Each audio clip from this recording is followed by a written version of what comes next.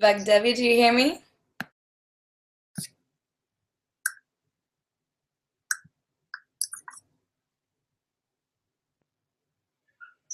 Vagdevi, do you hear me?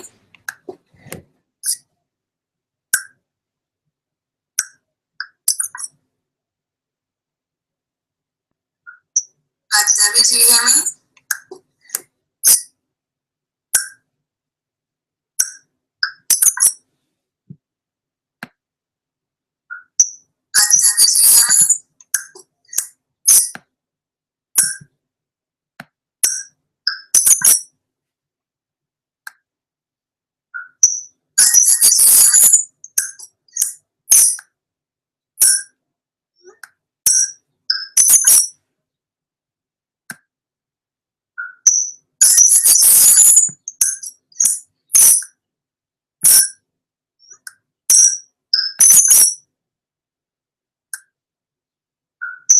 Thank you for your patience, you guys. We're just trying to get Vagdevi in the mix. One moment.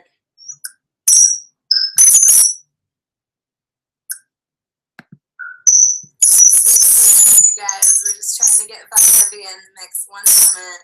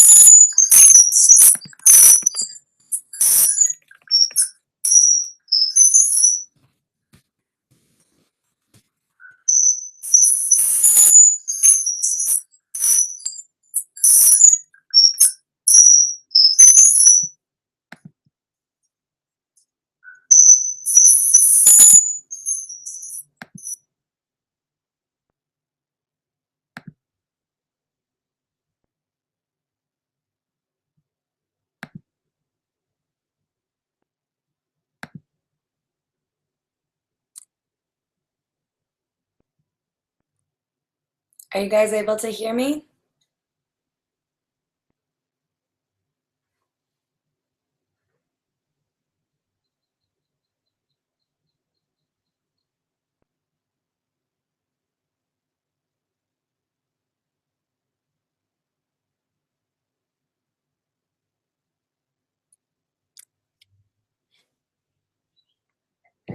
If you guys are able to hear me, can you open up the group chat box and just let me know?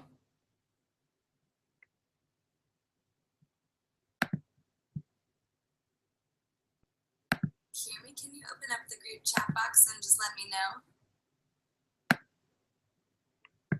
Are you guys able to hear me?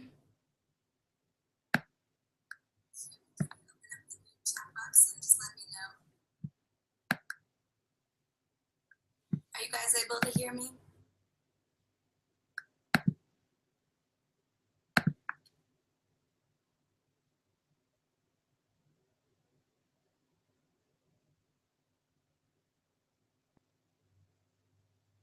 I'm sorry, I'm just doing a sound check with my friend who is out of state.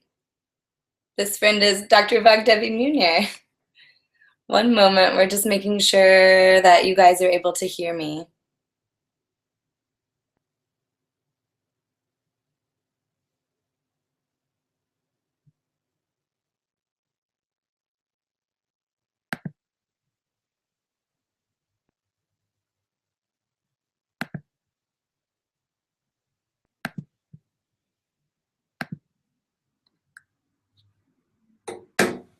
All right, well, it looks like it's kind of the Mojo show for the moment. Vagdevi is having some trouble joining the hangout.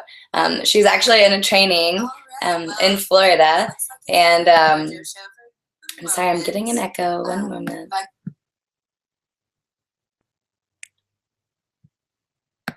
Okay, she's actually doing a training in Florida right now. And so we're having some technical difficulties getting joined in together. So I'm going to go ahead and just get this started. Vagdevi and I had the idea to do this live hangout so that we could really just have a really low-key conversation between two counselors who are working with couples and individuals all day, every day, with issues specifically related to relationships and intimacy, sexuality, sexual identity, sexual expression, all of these types of issues, and especially in a relational context. And we just noticed that we have amazing conversations, just around the table at the workroom, that it probably would really benefit if just anybody was able to hear them. And you don't even have to pay our counseling fee to get to enjoy some of the relationship science and things that we'd like to present. So we want to do this hangout monthly. It's going to be on the first Friday of each month. And normally you're going to see both Vagdevi and myself chatting. Wow, we've got 11 viewers. It's so exciting to see you guys here. Vagdevi and I are usually going to be chatting together, but today it looks like it's just going to be me for a hot minute. And the general format of our talk is going to be stuff that is kind of lighting our fire at the moment. Research, experiences that are coming up in counseling frequently, things that are just kind of on our radar because we both read a lot, we see a lot of clients, we help a lot of people with issues related to intimacy, dating, relationships. And so we'd love to just share all of that knowledge with you guys, because you shouldn't have to have a PhD or a master's to learn about this stuff. In fact, everyone should have access to this information because we have a really high divorce rate in this country, and a lot of it is really preventable. So since I don't have Vagdevi, I'm just going to start out by talking about some of the things that have really been blowing my skirt up in terms of research and counseling, and what's been really helping me work with clients over the past, 6 months now, about starting this year. And hopefully some of these insights will benefit you guys. All right, so the first thing that I'd like to talk about in relation to intimacy and relationships is the nervous system. A lot of people might not think the nervous system is necessarily the sexiest place to start when we're thinking intimacy and sex, but it is absolutely a necessity. There's big misunderstandings when it comes to the nervous system, especially the autonomic nervous system. That's the part that we don't really consciously control, but it really, really impacts how we relate with one another. So to start out, we have kind of two main parts to our autonomic nervous system. There's kind of a gas circuit, which is like an accelerator if you're thinking about like a car, and we have something to bring us down from that activated or accelerated state, and that's the parasympathetic nervous system, and it helps bring us down back to baseline. And so even if you're you can breathe in, and that's your sympathetic nervous system, and then when you breathe out, that's your parasympathetic nervous system. And so we're doing that all day, just kind of that those two parts of the nervous system are shifting, and we're experiencing both. But if you want to bring this knowledge into the bedroom, it's absolutely necessary that we breathe out. Frequently, when I'm in the counseling room with clients who are having issues related to orgasming when they want, or having erections when they want, I'll notice they'll talk about their experiences, and then they'll say something else, and I don't see them breathe out. And when we breathe out, that's when the parasympathetic nervous system kicks in. And especially with men, you're not going to be able to get an erection if you're in a sympathetic or like fight, flight activated state, because we need smooth muscle around base penis to relax so that blood can flow in. So if you're not breathing out, it's absolutely not going to be fun for you if you're trying to experience an erection or experience an orgasm. This same thinking about the nervous system is really useful for females too. I always love the metaphor of a car for kind of explaining the main differences between male and female sexual circuitry. I think that the differences between the genders are overemphasized, and gender is kind of it's not my favorite concept to start with. But there are some differences between males and females in terms of this kind of nervous system wiring, right? So males are kind of like an automatic car, especially with sexuality and our nervous systems. There's a gas system, like an accelerator, and a brake. And you push on the gas pedal when you want to go, and you push on the brake when you want to stop. And maybe that looks like you see your wife, or maybe you experience physiological arousal, and then you notice and see your wife, and you feel desire. And so, boom, accelerator. You go, maybe you're having sex, and grandma walks in bringing the kids back from babysitting them. Like, that's going to be stopped really immediately with that sexual break. So it's accelerator and brake in males. Females are, as you might guess, a teeny bit more on the complicated side. It's more like a standard car. So imagine having like an emergency brakes. Sorry, Vagdevi is just texting me. She's unable to join right now, so she's going to just watch. I'm going to try and see if I can add her as a co-presenter.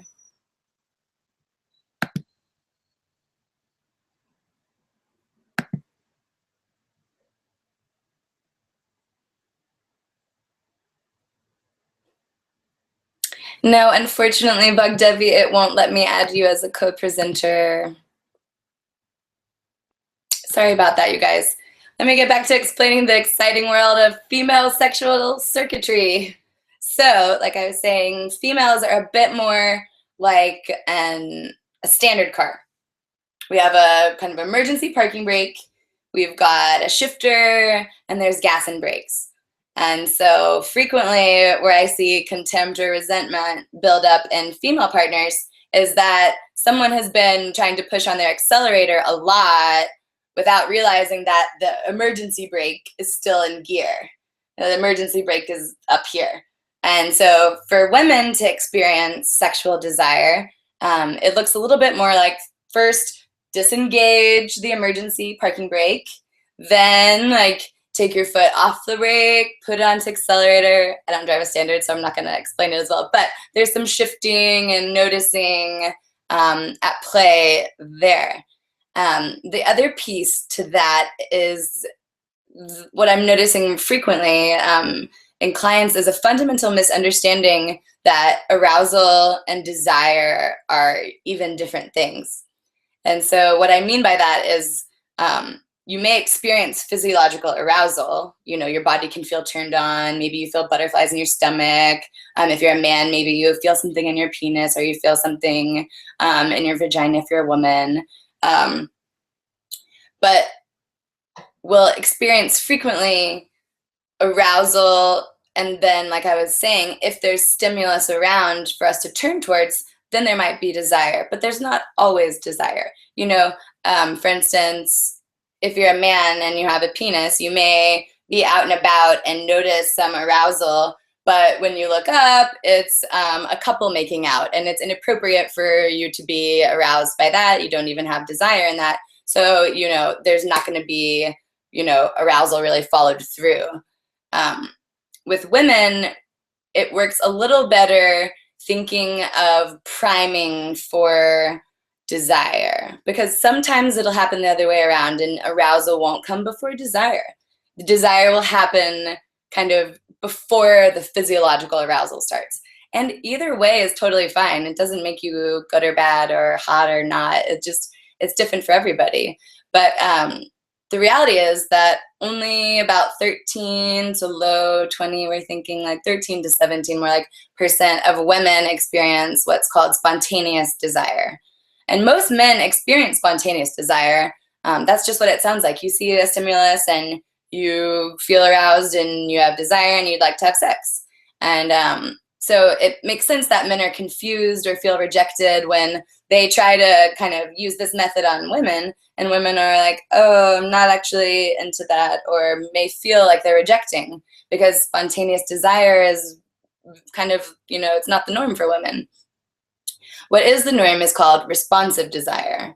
And that desire looks more like sexual cues, like maybe your partner texts you like, oh, it's our special date night tonight. I can't wait to see you. I'm getting so excited.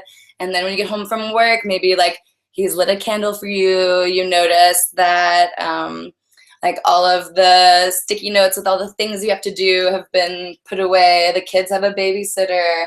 All the things I'm describing are kind of like putting that emergency brake off. And so I think kind of the biggest area of issue that I observe with couples is this misunderstanding about the nervous system. And the pattern that I see start to emerge is that men will interpret, what they've been taught to do, go at your woman, turn her on, she'll be into it, slap her on the butt, that kind of thing. They'll do these things that they've been taught, or just, because they also have spontaneous desire and haven't been properly sex educated, might expect from their partner. But when it doesn't happen, they feel rejected. And I always give this example to clients of, because I hear it so frequently, as a place where people make a come-on attempt where it gets rejected. The female partner will be in the kitchen doing something, washing dishes, or it could be the male partner, but normally I'm hearing this is the story with a female and male heterosexual partner. And she'll be doing something in the kitchen, and the male partner will come in feeling steadily, and he'll walk up behind her, and he'll kind of grab her ass or slap her ass, or say something about her being bangable or hot or sexy. And she'll not be turned on and do that kind of silly push off thing and go back to the work. Now, where I invite male clients to disrupt this pattern is a really simple change.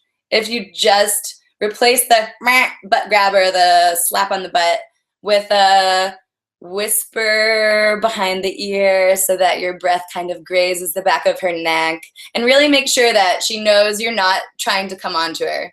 This is really paradoxical, guys, but I'm always repeating, like, make sure that she knows you're not trying to have sex with her. And just say something, about how beautiful she looks to you right then, or, how much you love her, or how appreciative you are of what she does, and then walk out of the room. You will see a completely different response than if you do the immediate ass grab or, push on the sexual accelerator right then and there. If you do a pause and leave a little kind of enticing, mysterious nugget, just a little mind thing first. I call it priming. We got to prime our female partner to be interested in this. You're going to have a way better experience not feeling rejected or rebuffed by your partner. It also might shock her, especially in contexts where there's been this pattern developed, which is the most frequent pattern I see, where there's one person who is kind of chasing after the other, and the other is kind of distancing. And this is where I start loving to bring in some of the attachment-based psychology and philosophy, because it gives a lot of light on the patterns that start to emerge in our kind of intimate dances with our partners. And so what I normally see happen, okay, let me back up. So the author that I would recommend if you want to start reading about attachment is Sue Johnson, and she has a great book called Hold Me Tight. And I notice sometimes when I start talking about attachment, people have, it's a loaded word. People have this negative thing like, oh, you're attached. It's bad. You don't want to be attached. But when I say attached, I just mean in a safe relational way. You feel that there's someone who is available to you when you have a need. When you approach them with a need or a feeling, they're responsive. They turn towards you. They're there for you when you need someone. and they're engaged. They're not just, oh, they're, how can I help? What do you need? All of this sort of stuff. So that's what I really mean by an attachment. A secure attachment is when you really know that someone has your back no matter what. And that is what we evolved to really want and need. A lot of people have this idea that we evolved to have this sex drive or, that sort of thing. But we evolved to need connection and attunement and loving connection and a place to feel love without any sort of requirements. We call it like unconditional positive regard in counseling. And so somewhere along the way, our culture kind of put a different lens on things and made it sound more like what we needed was just this kind of carnal sexual release. But the more we do studies, the more we learn that it's actually this deep, authentic connection that we really, really need. And to call sex a drive isn't even accurate. Sex isn't a drive at all. If you're my friend, you've probably heard me go on this monologue. But when you think about drives, think survive. Drive, survive. Things that are drives are thirst, hunger. If you don't do them, you're gonna die. And it may feel like you want to die if you don't have sex, but you're not going to, I promise. What you will possibly die of is not being connected with other people. Literally, I'm not just talking about metaphorically. We know that if you don't have people who you feel you can depend on no matter what, you get dementia earlier, you get diabetes more frequently, you're more likely to have heart and cholesterol problems and heart failure, and you're more likely to die sooner. Literally, connection keeps us safe and alive. The longest study that's ongoing out of Harvard is actually about life outcomes, and they looked at, I think, almost 800 participants over 70 years, and they found that the single common denominator to people living long, healthy, satisfied lives was the degree to which they felt they could turn towards others and rely on other people. And so I really feel like this notion that sex is a drive has really damaged kind of our intimate dances with each other. It usually does a few things when we use this language drive. For males, they can feel sometimes like it's a very necessary, like a drive, like you're gonna get blue balls if you don't do it. You may die if you don't do it. It's almost an entitled thing, like I have to have this, and sometimes you can lose the idea that it's about authentic connection and bonding and all these other kind of softer things, because it gets written off as this like carnal drive state that I must feed. It's like a beast I must appease. And then on the flip side, women also kind of, the way that this drive language impacts how females typically experience men in terms of intimacy is that it becomes kind of like this little base or not super meaningful thing. Oh, it's his sex drive. Like, oh, he just needs to get off. It's like he's hungry or something like that. It's not a big deal. It's just this thing he needs. And that completely negates the fact that it's frequently the male primary means of feeling connection and understanding. I'll have male clients all the time say, I wish that I could do these 2 or 3 hour long conversations with my partner, but the way that I really feel connected is when there's physical touch and sexual intimacy, and that's how I really know that my partner's there for me, and I can trust that they have my back no matter what. And so that is the essence of the attachment piece, especially given that no one has perfect parents. A lot of us end up with different types of attachment, or we have expectations kind of just from being a child and learning about how your needs get met, if you're responsible for taking care of your emotional needs yourself, when you're in distress, what do? Do you call on someone to help you, or do you, buckle up and deal with it yourself? Our parents give us all kinds of messages that impact how we expect other humans to relate to us. And if we can kind of look back in the past and at those patterns that we experienced with our early primary caregivers, it sheds light on how we interact with our partners in the real world today. So a lot of times clients will say, like, okay, why are we talking about my mom and dad? Like, I came in because we're not having as much sex as I want. Like, why are you asking me questions about mom and dad? Are you some kind of Freudian crazy, like, shrink? And I have to laugh because, that's not my philosophical orientation. But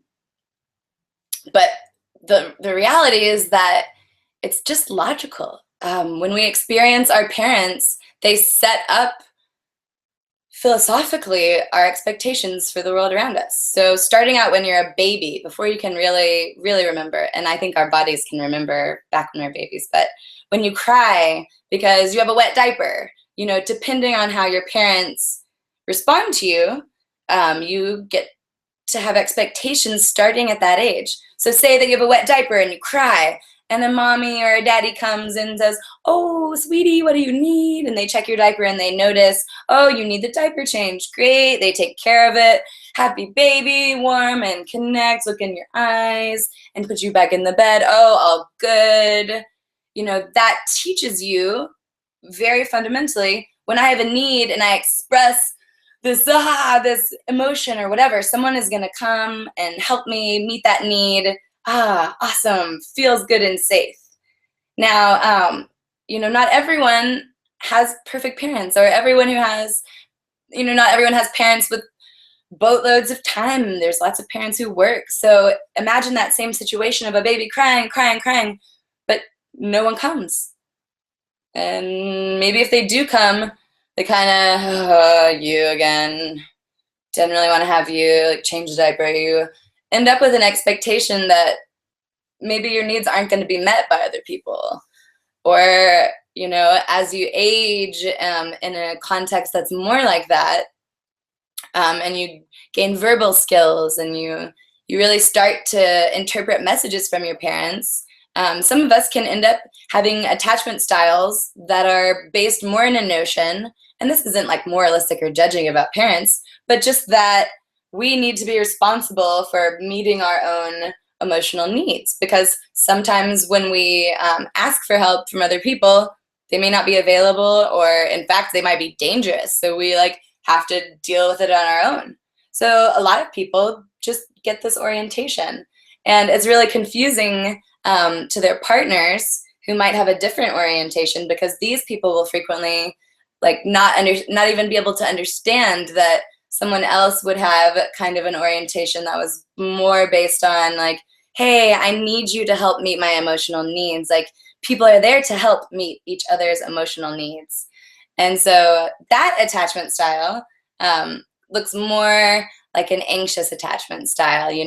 Maybe there was a parent who was working through issues related to bipolar. And so maybe sometimes, as a child, when you approached your parent, it was, heck yeah, what do you want to do?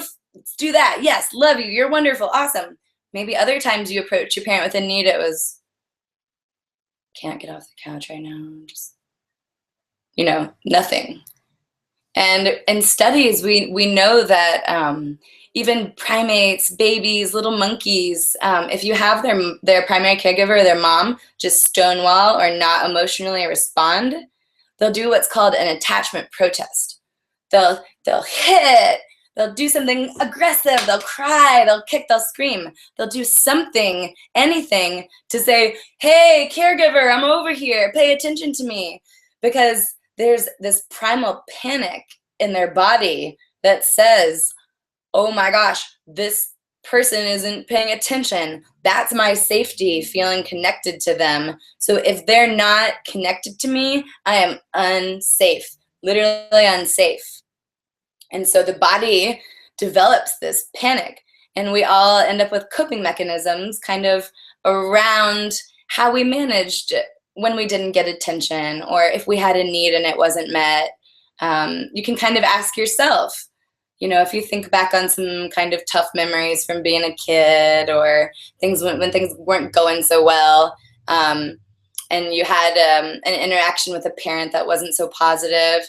If you think back to how you responded, were you the run out of the room and hide in the corner and not talk to anybody child, or were you the stand your ground, fight, be aggressive, debate kind of kid, gonna do my own thing? We see these styles playing out throughout life. And so I think what helps couples almost more than anything, especially ones who are really feeling in distress, is thinking back on how we developed the kind of interactional habits and patterns that we have. And once we can kind of have an awareness, we can catch it and stop it from happening in real time. So the most common, way I see this play out is that, and I'm usually in this kind of an example, I'm talking about a female and male heterosexual couple. And so there's this pattern that starts to develop where male partner wants to have sex or connection and makes a bid, or, tries to initiate sex.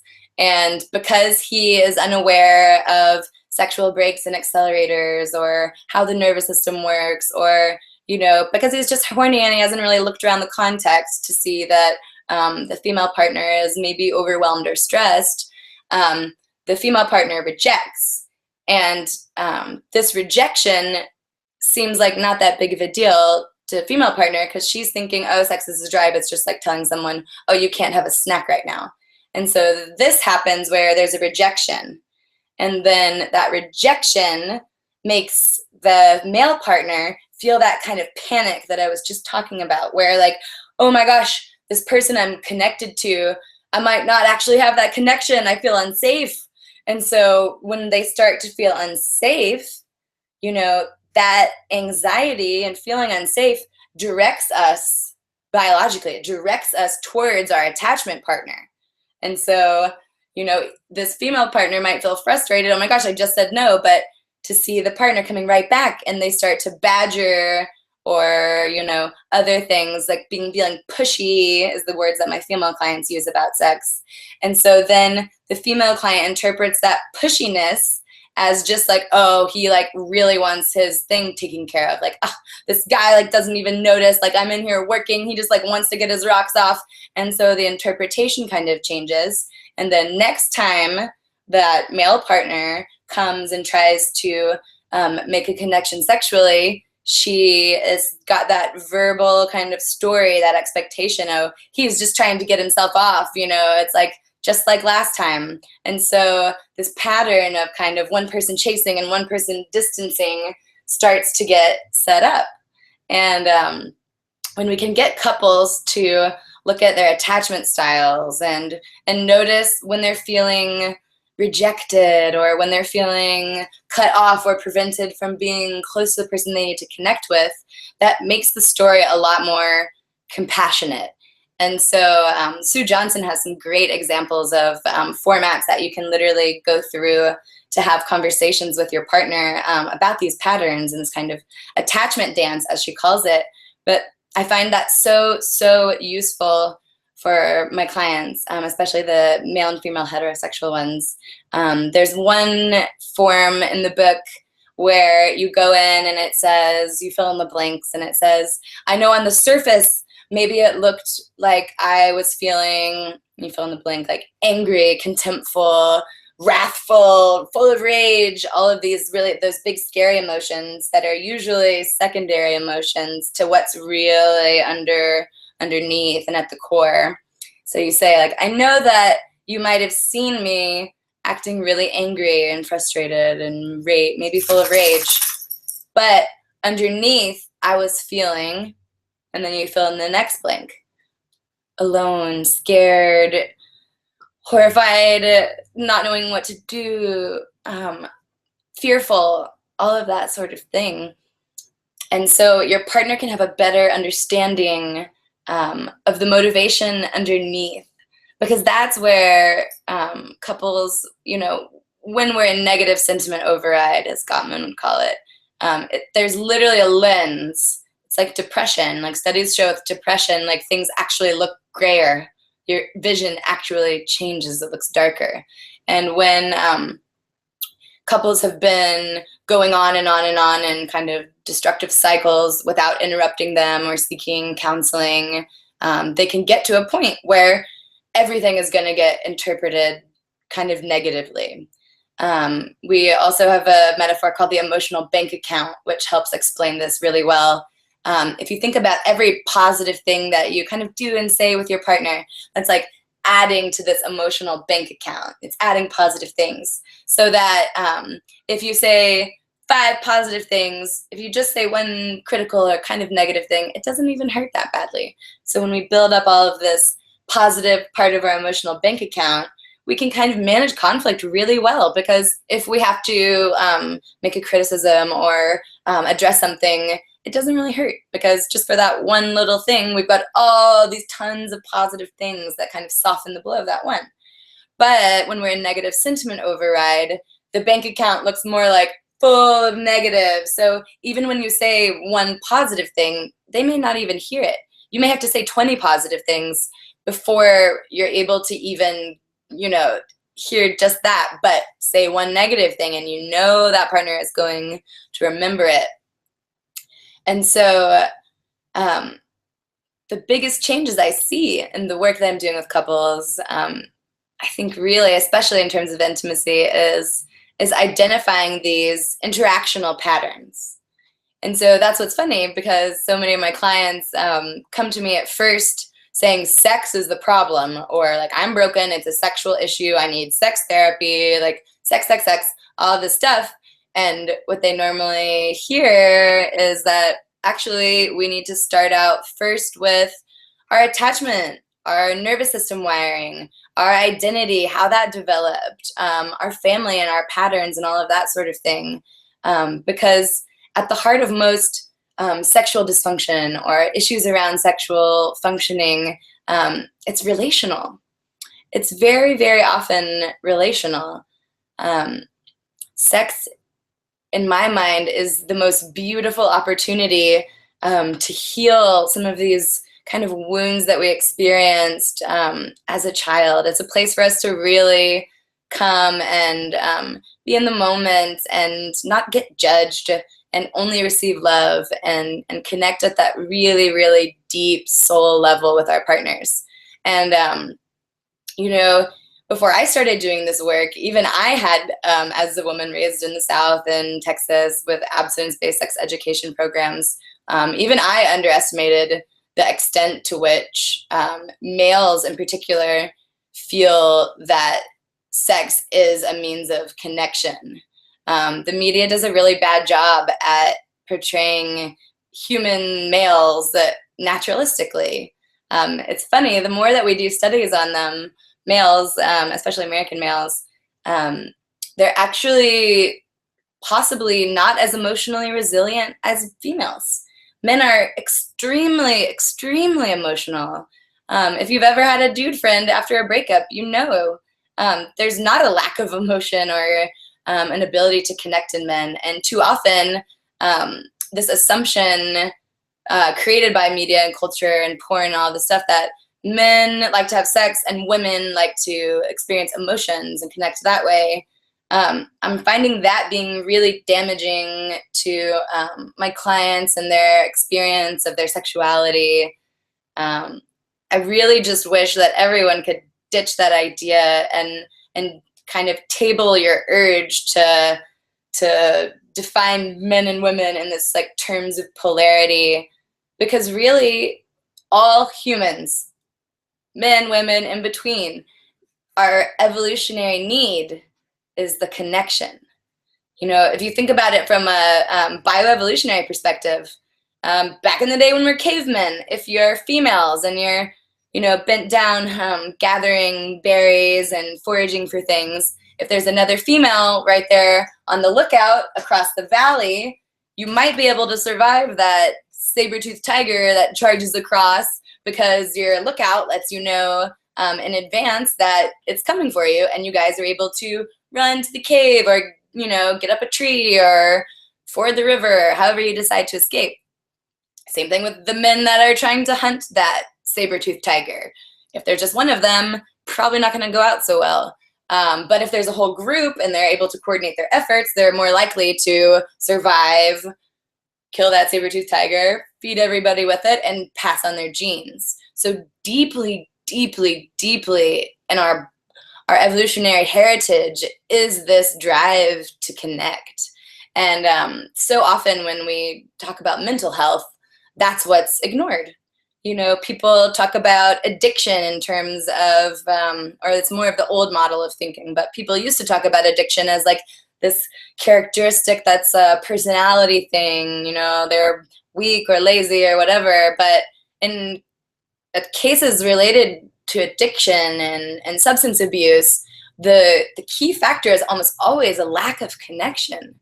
When people don't feel connected, they go about doing things to numb themselves out, or they do things to feel connected even if they're not. So compulsively start watching porn or going to strip clubs. There's all types of things that we might do that are not healthy when we feel disconnected. I think a lot of people might have done this one. It's really common. You get home and feel lonely and pop on Instagram or pop on Facebook, like just finding ways to like make yourself feel connected. When we look at mental health in terms of this lens, it just makes so much more sense out of these disorders and all the diagnoses that people are experiencing. And at the Center for Relationships, where we have a postmodern model, we don't focus on diagnoses or disorder. We focus on the strengths. We look for what's going right already and how to use what's going right to make the changes that we want to see occur. And I think part of that comes from our, John Gottman, his Gottman Institute has influenced our model. And I think that the way Gottman looks at relationships, you can have two highly passionate people who fight a lot, and that doesn't matter if they are able to have fondness and admiration and a strong foundation to their relationship house, and they have trust and commitment. They can manage conflict. A lot of other models would say, oh, if there's two volatile people, that's bad. Like, we need to ditch that. But we see flourishing as whatever the clients define. If they feel connected and happy and satisfied with life and find that they're feeling meaning and valuable connection and how they connect intimately, that's success. And, not necessarily even staying together. I think that's a big misconception about counseling. Is counseling success when a couple stays together? And at the center, we don't necessarily believe that. We believe that success is what the clients define. If it's an amicable separation, that's success. If it's resparking a relationship that feels like it's died on the vine, that's success. Whatever clients define, that's how we want to approach. And we like to find ways to bring in different models, like the Gottman model, relationship science, emotionally focused therapy, and use different aspects of that to help clients move from where they are to where they want to be. I think that's another big misconception about counseling, that the process is you coming and being diagnosed with something and then being told what you should do in order to move beyond that. And at the center, it's a way different feeling. For the intimacy support program, which I run, sometimes it'll start off with a couples intensive, which that's Vagdevi. She'll do between 6 and 8 hours of counseling per day, like 2 days in a row. And then we'll kind of break off from there if we're going to do some more in-depth intimacy work. And I'll spend the first few sessions getting the story of the couple or the partners. It doesn't have to be a couple, however many there are, getting the story, the history, how things got to be where they are, and also what the client's goals and strengths are. And then we'll move to where they want to be, where they see what's worked in the past, and what they envision for what they want out of life and where they want to get. And then we make goals, and we come up with some plans to make some experiments and some changes, disrupt those patterns that we were talking about, just introduce novel experiences, things, so that we can get out of that negative sentiment override and start experiencing our partner in a different way. Because just if I was to feel successful as a counselor, it would mostly be in watching the story of my clients transform. And what I'll usually see is the story starts out where they don't feel like the hero, they feel broken, they feel beaten down, and they feel hopeless. And in our counseling work together, I help to reauthor that story, find the strengths, and co-create a story that is meaningful and makes sense out of the suffering that they've experienced. Whether it was a betrayal, or they just haven't had sex in 10 years or 20 years, or, they had a baby and that disrupted their intimacy. All of these types of things happen and, cause bumps in the road. But when we have the skills, relationship skills, that are based in relationship science, it's way easier to navigate these hurdles. I think the thing I'm most frequently telling clients, especially in couples and partnerships, is to stick with the feelings and the needs. If you're my client, you will have heard me say this 100 zillion times. We can really take the fuel out of fights and arguments if we stick to communicating how we feel and what we need, and also asking our partners how they feel and what they need. And if we can practice framing that, that can really help. So Gottman in his research found that just communication training skills, it doesn't really impact the outcomes of relationships in the long run, because it's more to do with the values and the meaning at the heart of things.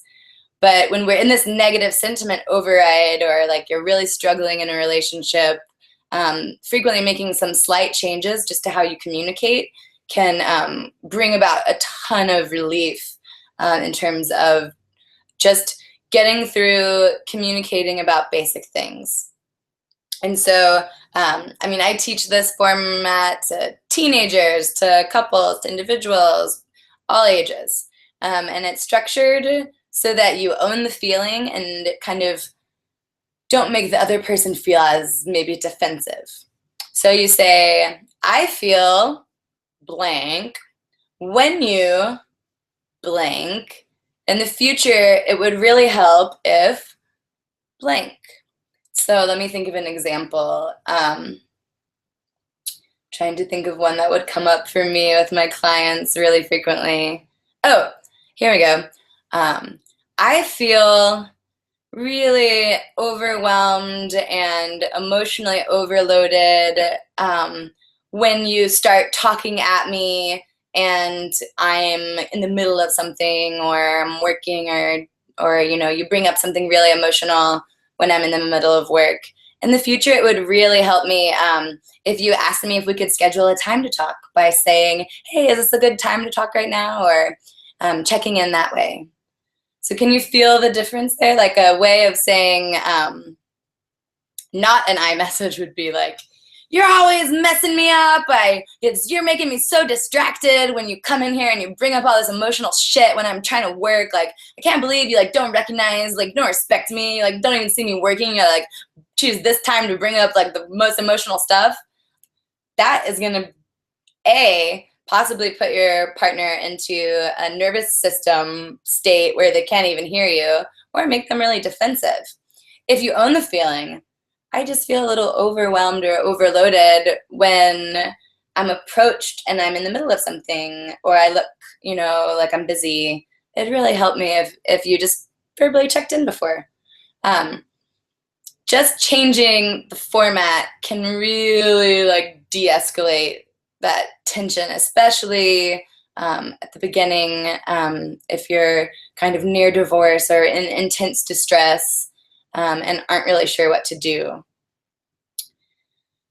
So I have just been rambling and rambling about counseling and sexuality and intimacy, the Center for Relationships, kind of our postmodern model, and how we don't see disorder and dysfunction kind of the same way a lot of other models do. Instead, we see strength, and we focus on balance and fitness and wellness. And I find that that model is just a lot more approachable. I use the example of a gym really frequently because I see mental health and physical health as pretty much the same thing.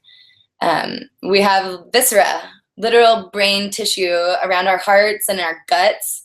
That's why you have a heart feeling, a heartfelt sense of things, or a gut feeling, gut wrenching. That's not metaphorical. That's very real. You have like brain tissue, viscera around those hollow organs. And so we remember through our bodies emotional experiences. And especially where it comes up in counseling really frequently, I'm going on a tangent here, but I'm going to do it because I think it's important. Where we have a remembered sense of things in our bodies.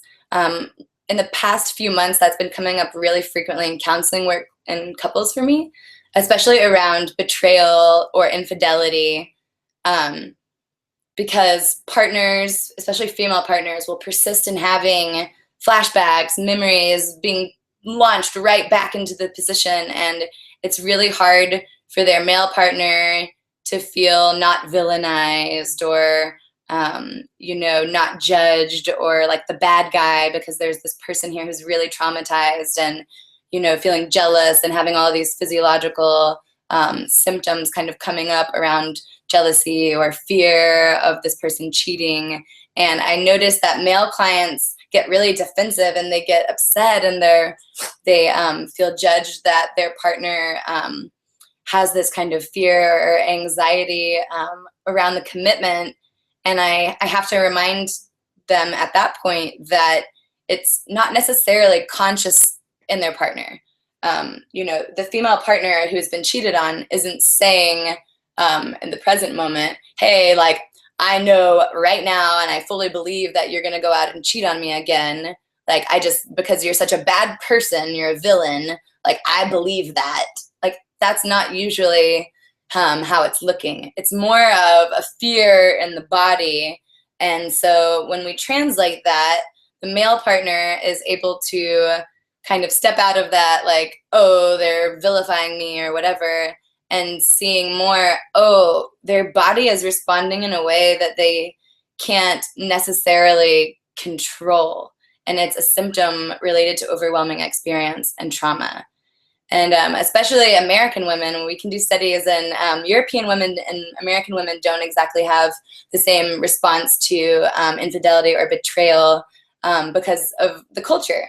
In France, or especially in Europe, women are able to say, c'est la vie, this is the way of love, jealousy is part of love. But it's actually physiologically traumatic for American women.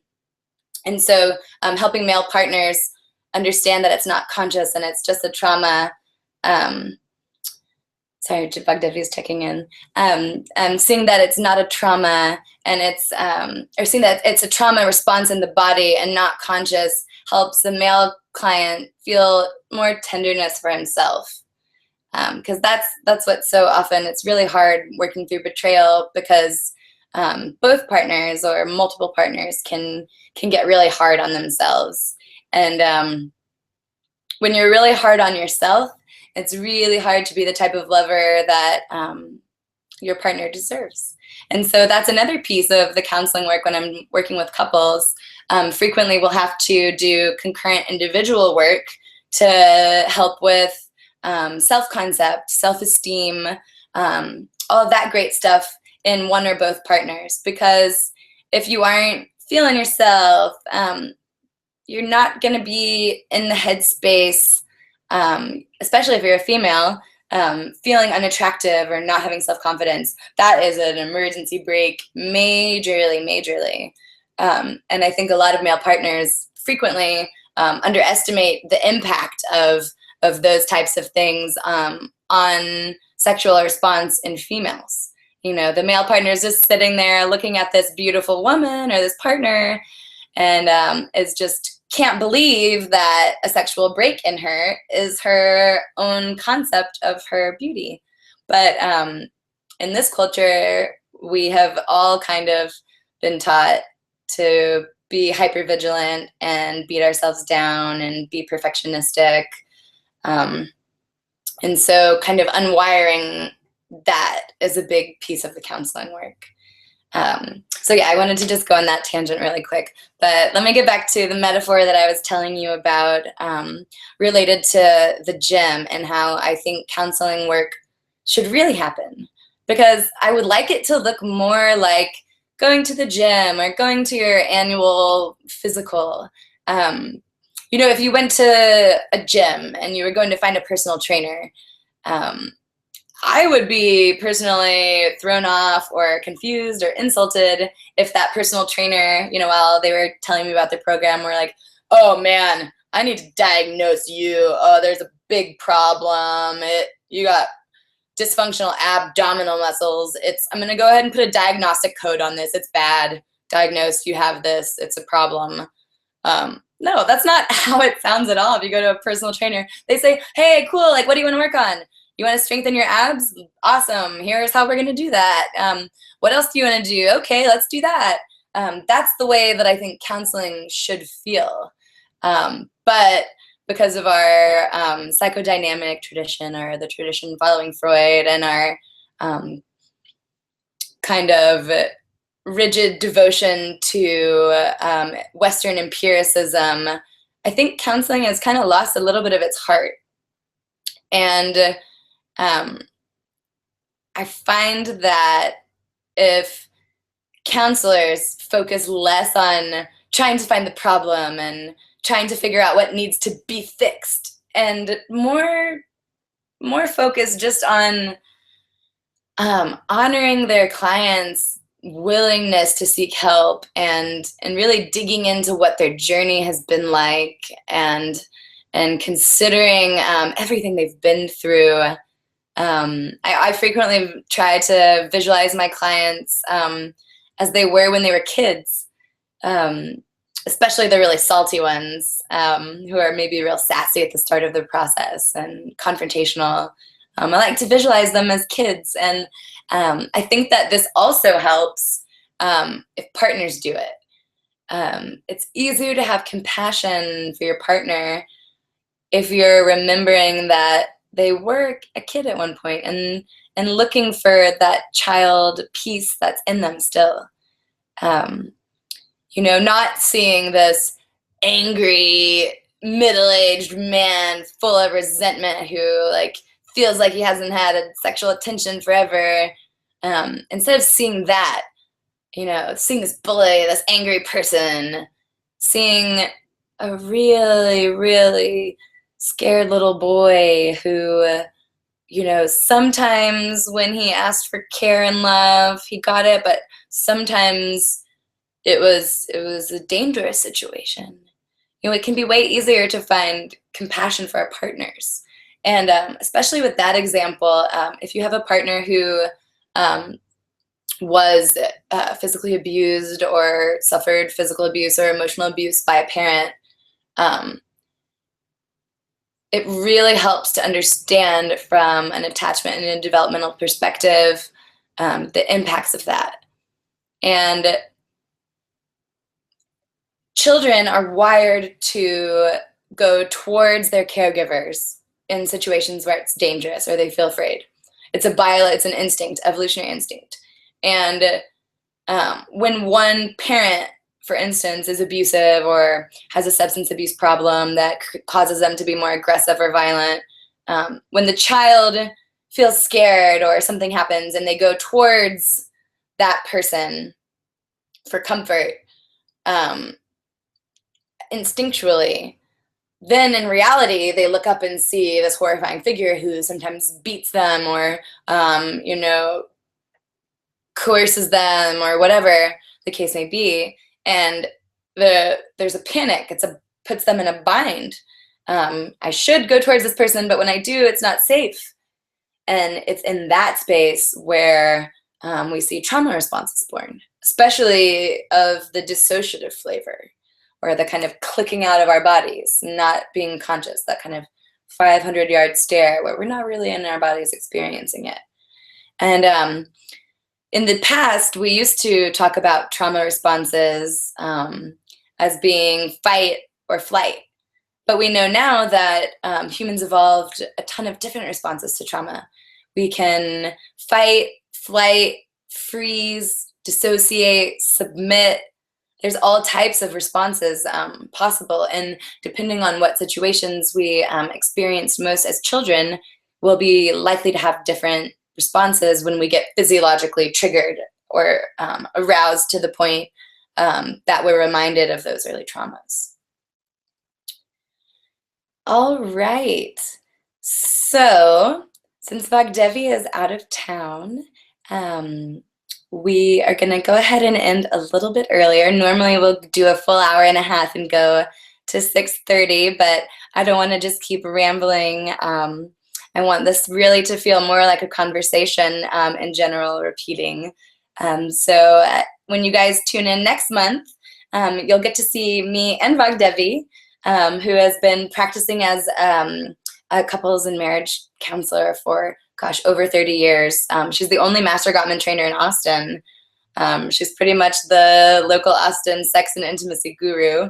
We'll be having conversations together monthly so that you guys can watch me pick her brain and vice versa, and hear a bunch of great stuff about the hottest research coming out about relationships, insights that we get from our experiences working with clients.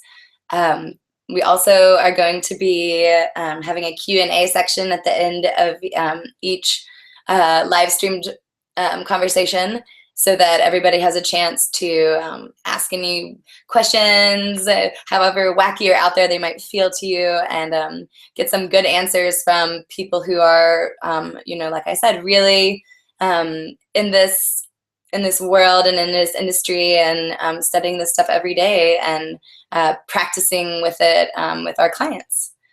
It's been such a pleasure to talk with you guys. I'm really excited to be doing Talk Sex with Mojo and Dr. V, and working with the Center for Relationships.